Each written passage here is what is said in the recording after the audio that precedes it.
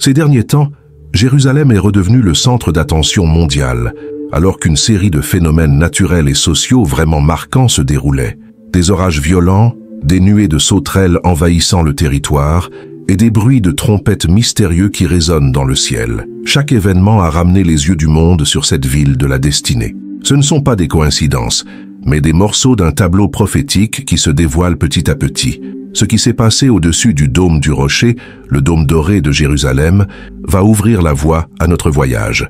Avant qu'il ne soit trop tard, abonnez-vous à notre chaîne et partagez ce message, parce que les signes sont là et que le monde doit se préparer à son retour. L'un des événements récents les plus incroyables à Jérusalem, c'est quand la foudre a frappé directement le dôme du rocher. Sa surface dorée s'est illuminée d'un flash aveuglant qui a fait le tour des médias mondiaux en un éclair. La vidéo filmée par des témoins montrait un feu tombé du ciel rencontrant le dôme scintillant. Un moment tellement saisissant qu'il semblait faire taire les vieilles pierres elles-mêmes. Pour beaucoup, c'était juste un orage, mais pour d'autres, c'était un rappel que même les cieux annoncent des signes qui dépassent notre contrôle humain. Le prophète Ésaïe a écrit un jour « Le Seigneur Tout-Puissant viendra avec le tonnerre, le tremblement de terre et un grand bruit, avec la tempête, l'ouragan et les flammes d'un feu dévorant. » Ésaïe, chapitre 29, verset 6. L'image de la foudre s'abattant sur ce lieu sacré fait écho à ces paroles anciennes, soulevant la question « Et si la création elle-même parlait maintenant en harmonie avec la prophétie ?» Le dôme du rocher est situé sur l'esplanade des mosquées, l'un des lieux saints les plus disputés au monde. Pour les musulmans, c'est là que le prophète est monté au ciel.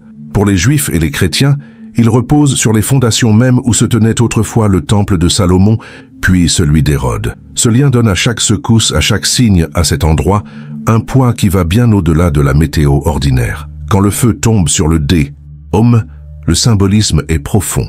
C'est le ciel qui touche la terre à l'endroit précis où la prophétie a annoncé depuis longtemps que l'histoire atteindrait son point culminant.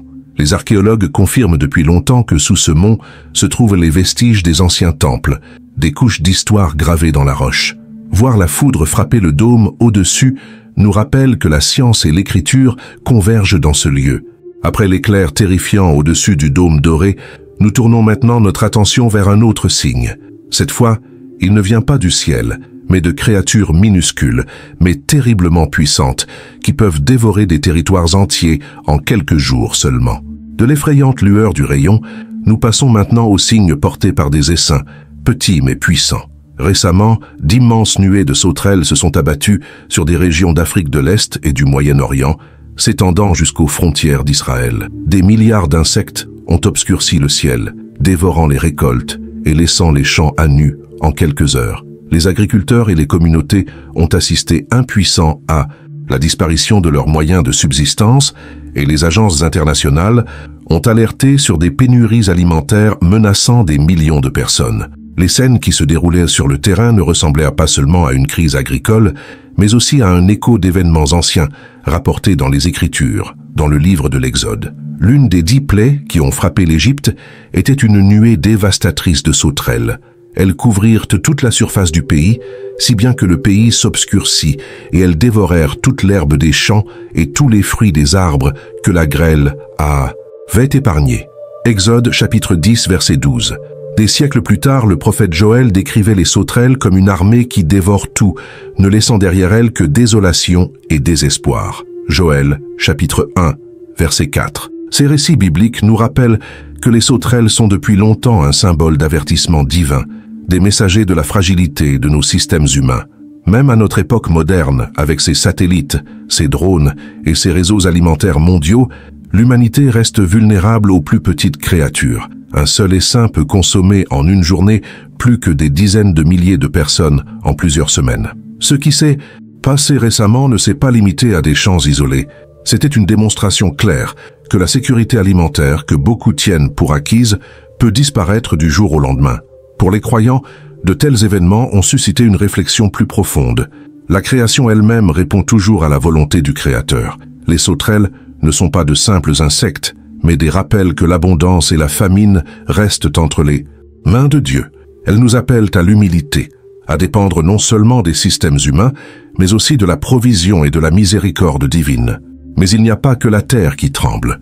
Même les cieux au-dessus de Jérusalem ont commencé à émettre des sons étranges et obsédants. Récemment, des rapports du monde entier ont fait état de mystérieux bruits de trompettes qui résonnent dans le ciel. À Jérusalem, des témoins ont également décrit avoir entendu des explosions métalliques profondes, des sons si lourds qu'ils semblaient vibrer dans la poitrine et faire écho à travers les anciennes vallées. Beaucoup ont comparé ce son au souffle d'un chauffard, l'ancienne corne de bélier utilisée à l'époque biblique pour convoquer le peuple, annoncer les fêtes et signaler les rencontres divines. Ces sons étranges ont été capturés en vidéo, laissant les scientifiques et les croyants à la recherche de réponses. Plusieurs explications ont été avancées. Certains suggèrent des infrasons atmosphériques créés par le déplacement des courants d'air. D'autres évoquent la résonance sismique ou des bruits industriels portés sur de grandes distances. Pourtant, aucune de ces théories n'explique complètement le moment, l'intensité et la portée générale du phénomène. Lorsque de tels sons se produisent au-dessus de la ville même, que l'Écriture identifie comme la scène de la prophétie, beaucoup y voient plus qu'une simple coïncidence. L'apôtre Paul a écrit sur un moment futur qui serait marqué par un coup de trompette. En un instant, en un clin d'œil, à la dernière trompette, car la trompette sonnera, et les morts ressusciteront incorruptibles et nous serons changés. Première épître aux Corinthiens, chapitre 15, verset 52. Entendre des échos de sons de trompette dans notre propre génération, c'est se souvenir que la prophétie s'annonce souvent de manière à réveiller le cœur. Que ce soit expliqué par la science ou vu comme un signal divin, le symbolisme est puissant. Dans l'Écriture, les trompettes n'étaient jamais de simples bruits. Elles étaient des appels à se préparer, à s'éveiller et à reconnaître la présence de Dieu. Dans un monde distrait par d'innombrables voix, le son d'une trompette roulant dans le ciel au-dessus de Jérusalem oblige l'humanité à faire une pause et à écouter. Pourtant, le mystère ne s'arrête pas au son, car le sol même de la ville sainte a commencé à trembler et à être inondé avec une force inhabituelle. Récemment, des images de Jérusalem ont montré des pluies torrentielles, transformant des rues étroites en rivières déchaînées. Des voitures ont été emportées. Les commerçants luttaient pour sauver leurs marchandises et les habitants attendaient que les torrents passent à travers les vieilles pierres. C'est moins de siècles d'histoire. La ville sainte, souvent considérée comme solide et inébranlable, a révélé sa vulnérabilité lorsque des tempêtes soudaines ont transformé des ruelles familières en canaux de destruction. Pour beaucoup de ceux qui y vivent, les inondations ont servi de rappel sobre. Même une ville aussi vénérée ne peut échapper aux forces brutes de la création. En plus des inondations, les scientifiques alertent depuis longtemps sur un danger plus grand, le risque sismique sous Jérusalem même. La ville repose le long de la vallée du rift du Jourdain, qui fait partie du massif système de failles syro-africaines. Cette ligne tectonique a produit des tremblements de terre dévastateurs tout au long de l'histoire, y compris un en l'an 749 après Jésus-Christ, qui a réduit des villes de tout et la Terre sainte en ruine. Les sismologues modernes s'accordent à dire que la question n'est pas de savoir si un autre grand tremblement de terre frappera, mais quand. La prophétie semble anticiper cette réalité. Le prophète Zacharie a écrit « En ce jour-là, ses pieds se poseront sur le mont des Oliviers, qui est en face de Jérusalem, à l'est, et le mont des Oliviers se fendra par le milieu, de l'Orient à l'Occident, en une très grande vallée. » Zacharie, chapitre 14, verset 4. Le même mont qui surplombe la porte orientale scellée est géologiquement positionné sur une faille. La convergence du texte biblique et de l'avertissement scientifique rend la possibilité d'un futur tremblement de terre à la fois effrayante et prophétique. Le symbolisme est profond. Les inondations et les tremblements rappellent à l'humanité à quel point nous sommes fragiles. Nous construisons des villes, élaborons des politiques et bâtissons des systèmes que nous pensons durables. Pourtant, une seule nuit de pluie ou un changement soudain dans la terre peut tout anéantir. Jérusalem, la ville de la prophétie, enseigne non seulement la foi, mais l'humilité que le sol sous nos pieds n'est jamais haussé. Si solide que nous le croyons. Pour les habitants, ces événements ne sont pas de la théologie abstraite, mais une réalité vécue. Chaque inondation et chaque tremblement ébranlent les illusions de contrôle, nous poussant à nous poser la même question. Sommes-nous prêts, non seulement matériellement, mais spirituellement, pour le jour où la terre elle-même témoignera à partir du sol qui tremble? Levons les yeux vers le ciel où des signes cramoisis ont peint le ciel au-dessus de Jérusalem. Le mois dernier, des observateurs de tout le Moyen-Orient, y compris en Israël, ont levé les yeux pour assister à une lune de sang. La surface lunaire, voilée d'un rouge profond, a réveillé le souvenir de l'avertissement du prophète Joël. Le soleil se changera en ténèbres et la lune en sang avant que n'arrive le jour de l'Éternel, ce jour grand et redoutable. Joël, chapitre 2, verset 31. Pendant des siècles, de tels moments ont porté un poids symbolique, pointant au-delà de l'astronomie vers le déroulement de la prophétie. Peu de temps après, un autre événement céleste a attiré l'attention, une rare conjonction de Vénus et Jupiter. Les deux planètes les plus brillantes sont apparues si proches qu'elles semblaient presque se toucher, brillant ensemble comme une étoile radieuse. Beaucoup l'ont qualifié de signe royal, rappelant comment les lumières célestes avaient autrefois guidé les rois mages jusqu'à Bethléem. Les astronomes expliquent ces phénomènes comme des cycles, les prévisibles.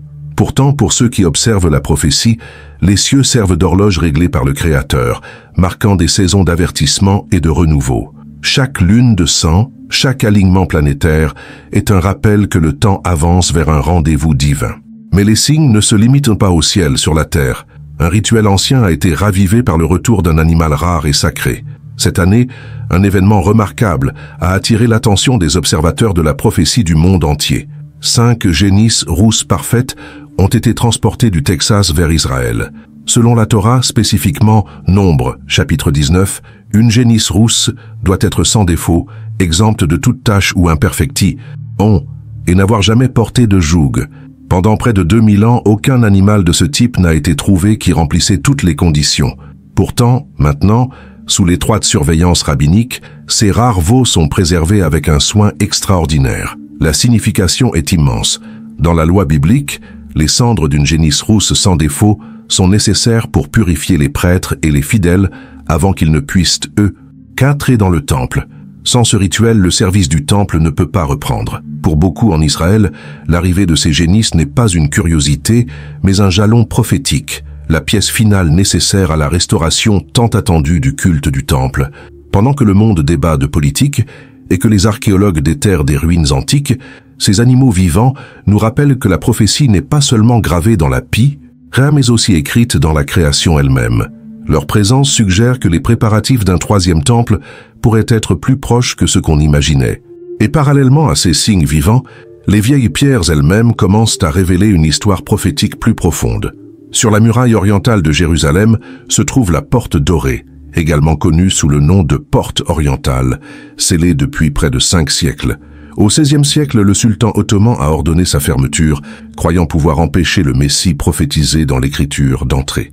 Pourtant, le prophète Ézéchiel avait déclaré bien avant « Cette porte restera fermée, on ne l'ouvrira pas et personne n'y passera, car l'Éternel, le Dieu d'Israël, y est passé. » Ézéchiel, chapitre 44, verset 2. Selon la prophétie, la porte restera scellée jusqu'au retour glorieux du roi. Ces dernières années, des rapports inhabituels ont émergé autour de cette porte. Des pèlerins et des habitants ont parlé de lumières mystérieuses clignotant sur ces vieilles pierres, de bruits de trompettes résonnant dans l'air et de subtils tremblements sous le sol environnant. Pour certains, ce sont des coïncidences ou des phénomènes naturels. Pour d'autres, ce sont des rappels que les promesses écrites dans l'Écriture continuent de vivre au présent. Ajoutant à ce sentiment d'anticipation, après la célébration la plus récente de Rosh Hashanah, des observateurs ont remarqué un flux silencieux, mais constant, de visiteurs internationaux arrivant à Jérusalem.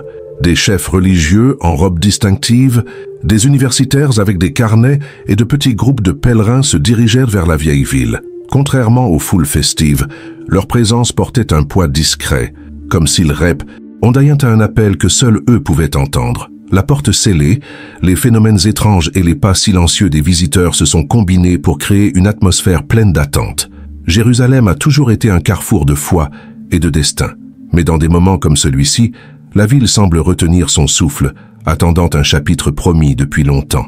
Les pas sur l'ancienne route nous rappellent que le futur annoncé approche. Sous les rues de Jérusalem, les archéologues ont fait l'une des découvertes les plus importantes de ces dernières décennies, la route de pèlerinage. Cette ancienne voie transportait autrefois d'innombrables fidèles du bassin de Siloé jusqu'au mont du Temple, à l'époque du Second Temple. Sa réouverture n'est pas seulement un triomphe de l'archéologie, mais aussi un témoignage visible que le Temple était bien là, exactement comme l'Écriture le rapporte.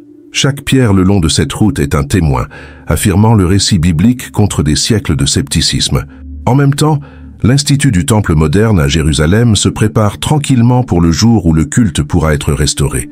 Au cours des dernières décennies, ils ont recréé les vases sacrés, la menorah d'or, la table des pains de proposition, l'autel de l'encens et même les vêtements sacerdotaux décrits dans la Torah. Des recherches généalogiques ont identifié des hommes de la lignée sacerdotale d'Aaron et la formation pour le futur service du temple est déjà en cours. Rien n'est laissé à la théorie. Les préparatifs sont pratiques et tangibles. La question se pose alors, comment le troisième temple pourrait-il réellement voir le jour? La prophétie et les événements actuels suggèrent 3 scénarios possibles. Le premier, c'est le défi. Israël pourrait un jour aller de l'avant avec la construction, malgré l'opposition mondiale déclenchant des troubles, voire un conflit ouvert. Le deuxième scénario envisage la diplomatie. Un traité international ou un accord de paix pourrait diviser ou partager le mont du Temple, accordant de l'espace pour un sanctuaire reconstruit. Cependant, la troisième possibilité, telle qu'avertie dans la deuxième épître aux Thessaloniciens, chapitre 2, est plus troublante. Le Temple pourrait être reconstruit, mais plus tard profané, devenant le siège de l'homme de l'iniquité, connu dans la prophétie chrétienne comme l'Antéchrist. Quelle que soit la voie qui se dessine, une chose est certaine, le temple reviendra au centre du destin des nations. La route de pèlerinage découverte sous Jérusalem et les préparatifs faits au-dessus d'elle signalent que l'histoire avance sûrement vers ce jour. Alors, quelle est la seule vraie solution face à ces signes convergents qui pressent l'humanité? Tout au long de l'histoire, Jérusalem a été la scène où le ciel et la terre semblent se rencontrer. Au cours des dernières décennies, la ville a de nouveau attiré les yeux du monde, non seulement à cause de la politique ou de l'archéologie, mais à cause d'une convergence de signes qui parlent plus fort que les mots. La foudre a frappé le dôme du rocher. Des inondations ont parcouru ses rues. Des tremblements ont ébranlé ses pierres. De mystérieux bruits de trompettes ont retenti dans ses cieux. Des sauterelles ont envahi ses frontières. Et les cieux eux-mêmes ont montré des lunes de sang et des alignements planétaires. Même l'apparition de génisses rousses impeccables et l'arrivée silencieuse de visiteurs de nombreuses nations convergent avec la découverte de l'ancienne route de pèlerinage et la préparation d'un troisième temple. Pris individuellement, ces événements pourraient être écartés comme des coïncidences ou des phénomènes naturels. Pourtant, vus ensemble, ils forment un modèle trop précis pour être ignorés. Ils ne sont pas aléatoires. Ils font partie d'une tapisserie divine tissée tout au long de l'histoire, et tous, sans exception, pointent vers une seule vérité. Le monde avance vers le retour promis du Messie. La prophétie l'a prédit. Jésus lui-même a déclaré dans Matthieu chapitre 24, verset 30, « Alors le signe du Fils de l'homme paraîtra dans le ciel, et toutes les tribus de la terre se lamenteront, et elles verront le Fils de l'homme venant sur les nuées du ciel avec puissance et une grande gloire. » Ce n'est pas de la poésie. C'est une proclamation selon laquelle l'histoire a une conclusion, et cette conclusion est son retour. Le livre des Actes nous donne une autre garantie. Alors que les disciples voyaient Christ monter du mont des Oliviers, les anges ont déclaré « Ce même Jésus qui a été enlevé au ciel du milieu de vous reviendra de la même manière que vous l'avez vu aller au ciel. » Actes, chapitre 1, verset 11. Son retour n'est pas une spéculation, c'est une promesse. Pendant près de 2 millénaires, les croyants ont répété ces mots, les gardant comme une espérance. Maintenant, alors que les signes se multiplient dans le ciel, sur la terre et même dans le tissu de la société humaine, l'urgence de ces promesses semble plus proche que jamais. Non pas une menace, mais une espérance. Certains réagissent au discours sur les temps de la fin avec peur, imaginant seulement le jugement et le désespoir. Mais l'Écriture indique clairement que le retour du Christ n'est pas conçu pour terroriser les fidèles. C'est le message suprême d'espérance. Lorsque Jésus a parlé de tremblements de terre, de famine, de guerres et de signes dans le ciel, il a aussi dit « Quand ces choses commenceront à arriver, redressez-vous et levez la tête, si. Car votre délivrance approche. » Luc chapitre 21, verset 28. Le retour du Seigneur n'est pas la fin de toute chose. C'est le début de la restauration. C'est le jour où l'injustice cessera, où les larmes seront essuyées et où la création elle-même sera renouvelée. Voir la prophétie se dérouler, ce n'est pas se recroqueviller de peur, mais rester ferme dans l'assurance que Dieu n'a pas abandonné son peuple. Le retour du Christ est la bienheureuse espérance qui ancre le cœur à travers chaque tempête. Signification pour l'individu, la famille et la communauté. Signification pour l'individu. Sur le plan personnel, les signes servent de rappel de la brièveté de la vie et du poids éternel de nos choix.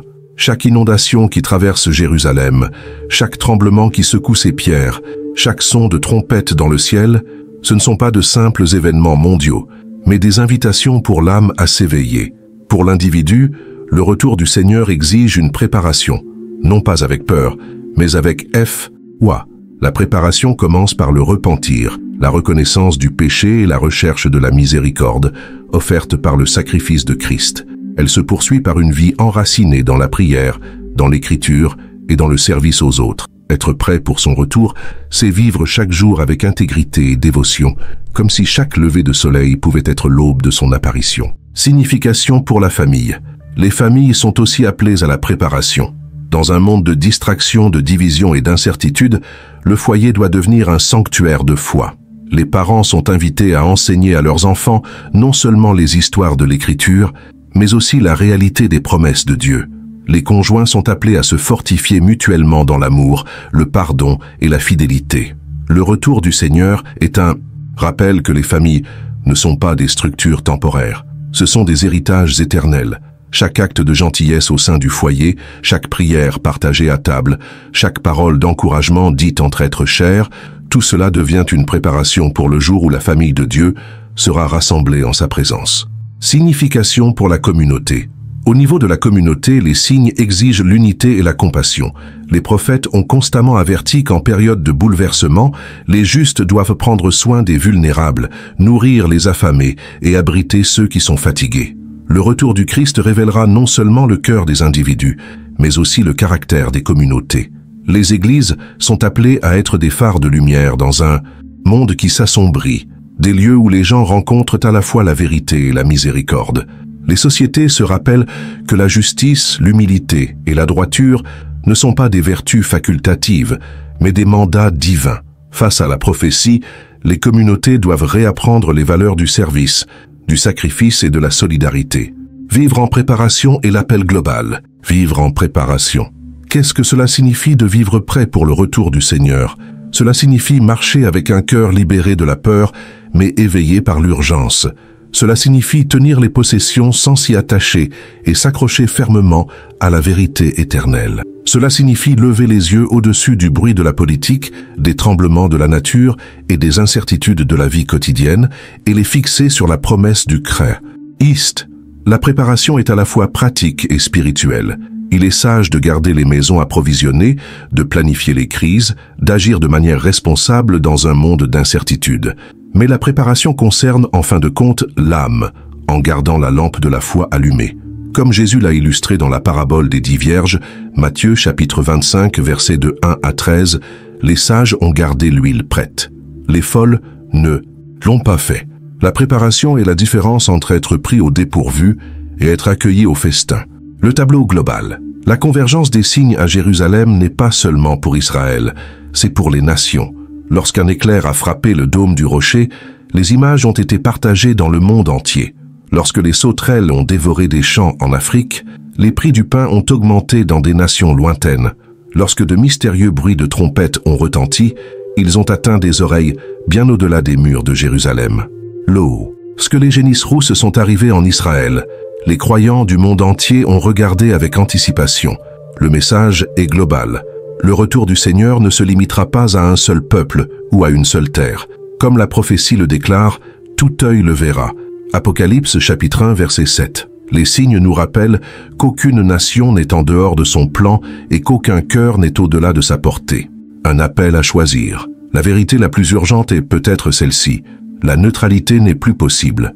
Voir les signes et les ignorer, c'est endurcir son cœur. Voir les signes et répondre avec foi, c'est embrasser la vie. Le retour du Seigneur exige une décision. La foi ou la peur, l'espérance ou le désespoir, la lumière ou les ténèbres. Josué a déclaré un jour au peuple d'Israël, « Choisissez aujourd'hui qui vous voulez servir. » Josué, chapitre 24, verset 15. Cet appel résonne maintenant. Chaque inondation, chaque tremblement, chaque son de trompette pousse l'humanité vers un choix. Les signes ne sont pas un divertissement. Ce sont des invitations au repentir et à la préparation. L'espérance de sa venue. Par-dessus tout, le retour du Seigneur est la réponse à tout cœur en quête. C'est la guérison des blessures, la fin de l'injustice, le triomphe de l'amour sur la haine et l'accomplissement de toute promesse prononcée par Dieu. Paul a écrit dans Tite, chapitre 2, verset 13, « De la bienheureuse espérance et de la manifestation de la gloire de notre grand Dieu et Sauveur, Jésus-Christ. » Cette espérance n'est pas effrayée, agile. Elle ne vacille pas avec les vents de l'histoire. Elle est aussi certaine que le lever du soleil, aussi durable que les fondations de pierre de Jérusalem, aussi inévitable que le déplacement de la terre sous le mont des Oliviers. Les signes nous rappellent que l'histoire ne se termine pas dans le désespoir. Elle avance vers la rédemption, et cette rédemption n'est pas lointaine. Elle approche. La foudre, les sauterelles, les bruits de trompettes, les inondations, les lunes de sang, la génisse rousse, la porte dorée, la route de pèlerinage, tout converge pour former un cœur qui déclare la même vérité. Christ reviendra. Et quand il reviendra, tout œil le verra, tout genou fléchira et toute langue confessera qu'il est le Seigneur. Prière pour les nations. Et maintenant, avec des cœurs éveillés par ces signes, élevons nos voix dans une prière solennelle pour les nations, en particulier pour le peuple des États-Unis, demandant à Dieu de guérir, de restaurer et de préparer son peuple pour la venue du roi. Père céleste, Seigneur du ciel et de la terre, Créateur de toutes choses visibles et invisibles, nous venons devant toi avec humilité et révérence. Nous reconnaissons que notre monde tremble d'incertitude, nos sociétés luttent contre la division, et nos cœurs sont accablés par le poids de la violence, de l'injustice et de la peur. Pourtant, nous savons aussi que tu demeures souverain. Tu es l'alpha et l'oméga, le commencement et la fin. Aucune tempête, aucune inondation, aucune guerre, aucun tremblement de terre ne peut faire taire ta voix ou annuler tes promesses. Aujourd'hui, nous élevons les États-Unis d'Amérique dans la prière. Nous intercédons pour une terre marquée par des bénédictions, mais aussi blessée par de profondes divisions. Seigneur, tu vois les lignes de fracture au sein de la société, la tension raciale, l'hostilité politique, l'inégalité économique et la méfiance croissante entre les communautés. Tu vois la violence dans les rues, les cris des familles brisées par l'injustice et l'amertume, qui étouffent trop souvent la compassion. Nous demandons au nom de Jésus-Christ que tu apportes la guérison à cette terre, que tu enlèves l'aveuglement et l'orgueil qui nous séparent, et que tu rétablisses la vision d'une nation unie sous toi, le seul Dieu, que ta justice coule comme des eaux et ta droiture comme un torrent incessant. Prépare les cœurs de ton peuple, Seigneur, pour ta venue, afin que nous soyons prêts à accueillir le Roi de gloire. Et Amen.